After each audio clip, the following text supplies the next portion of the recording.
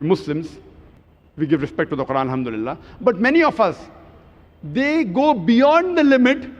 They give so much respect that they forget for what purpose the Quran was revealed. We keep the Quran on the topmost shelf. Alhamdulillah. They keep it so much on top that it's difficult to reach. And the Quran catches dust. The Quran is a book of guidance. It's a guidebook. Suppose if you are studying, the guidebook is normally at a shelf which is reachable. It's kept at a shelf which you can reach the easiest. You won't keep it on top where it's difficult to take a stool to get it down. So Quran is a book which should be referred every day. It should be handy. And many of us Muslims, we tie the Quran in a pure silk cloth. And then we tie a knot on it. Suppose if you want to read the Quran, you start thinking, okay, 5 minutes to open the Quran. 5 minutes again to tie the Quran, 10 minutes. The thought of you opening the Quran and again tying it will be a deterrent. And if you have 10 minutes, 10 minutes abhi kholne mein aur bandhne mein jayenge. If you have 10 minutes time, to open the Quran, close 10 minutes, so better not read the Quran. See, we have to respect the Quran, but the main respect is in the heart. I'm not against keeping the Quran on top, don't get me wrong. But see to it that it is accessible. It's easily available for guidance.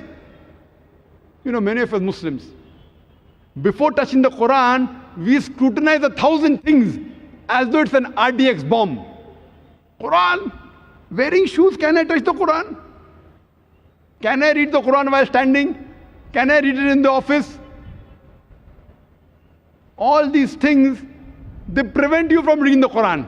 We scrutinize the Quran as though it's an RDX bomb going to explode. The Quran is a book of guidance.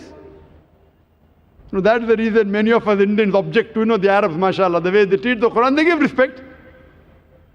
But as though it's a guide, it's available. We Muslims keep it on topmost shelf. In India, it's catching dust. And rarely will we find people, when they have 5 minutes, 10 minutes, they refer to the Quran. Because there is, we have to have that frame of mind, and then we have to see 10 things. We can't be in shoes, we can't stand, and we have to have a hat over your head, etc., etc. See, many things are good, but don't make life so difficult that the main purpose of the Quran is for guidance is defeated. And very often, if you go to the Gulf countries, many of the Arabs, when they come for Salah a few minutes before, you find them taking the Quran and reading. In India, rarely will you find that. And suppose someone is reading in the first row, and someone takes the Quran and reads in the second row, there will be a person who will object. How can you read the Quran in the second row? The back is facing the Quran. Haram. Khalas. And if you have to sit in the mosque, and suppose at your home or in the mosque, if by mistake, if you happen to read the Quran while you're back facing Qibla, khalas, you'll get fatwa, haram. You can't read the Quran with your back facing the Qibla, back facing the Kaaba. I've been to Haram several times in Makkah. Several times, they have this Talimul Quran, they have these Hifz classes, and the students sit in rows. Many of the backs face the Quran of the other student who's carrying a Quran in the hand. And many a time the teacher is facing the Kaaba and the students' backs are facing the Kaaba. So where do they get this from? Which verse of the Quran, which hadith, I don't know. So we have to love the Quran, we have to respect, but we have to know that the main reason the Quran was revealed was for hidayah, was for guidance. Once there was an Indian Imam, very good Qari. He went to Saudi Arabia. And because he was famous, it was Maghrib time. So they told the Qari, they told the Imam, Imam, you lead the Salah. So the Indian Imam, he goes and he leads the Salah for Maghrib. He recites and he finishes the Salah. And when he finishes the Salah, one Saudi smiles at him. So then he asks that, what's the problem? Was there any problem in my qiraat? So the Saudi told him, no, your qiraat was wonderful. I was only wondering that when you recited Surah Yusuf, you put Yusuf alayhi salam in the well, but before you complete the salah, why didn't you get him out of the well? This anecdote would be understood only by those people who read the Quran with understanding. Those who don't read the Quran with understanding will not be able to understand this anecdote.